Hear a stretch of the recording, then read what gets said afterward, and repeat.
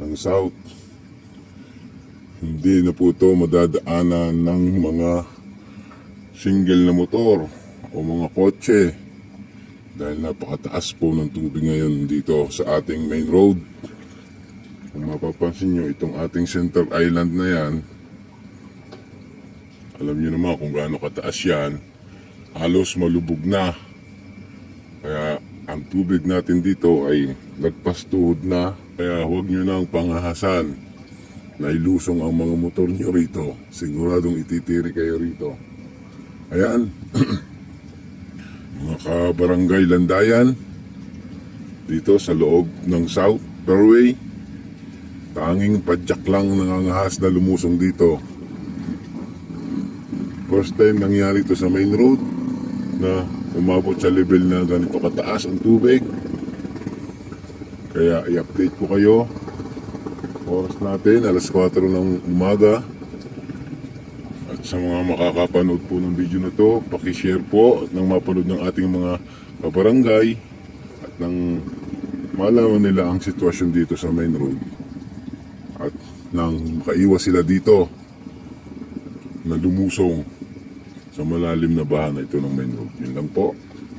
Pakikalat po ng ating video na to at nang ma-inform po ang lahat ng ating kabarangay Landayan. Ayan po, hindi na po kinaya ng ating magpapadyap.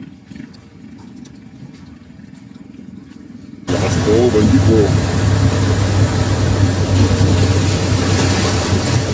Grabe.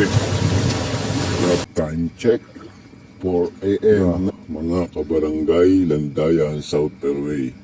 Update ko kayo dito sa main road. Lagay ng tubig dito sa ating main road ng South. Hindi na po ito madadaanan ng mga single na motor o mga kotse dahil napakataas po ng tubig ngayon dito sa ating main road. Kung mapapansin nyo, itong ating center island na yan, alam nyo naman kung gaano kataas yan, halos malubog na. Kaya ang tubig natin dito ay lagpas tuhod na, kaya huwag nyo nang pangahasan na ilusong ang mga motor nyo rito. Siguradong ititiri kayo rito. Ayan, mga kabarangay Landayan, dito sa loob ng South Fairway, tanging padyak lang nangangahas na lumusong dito. First time nangyari ito sa main road na umabot sa level na ganito kataas ang tubig. Kaya i-update ko kayo. Oras natin alas 4 ng umaga.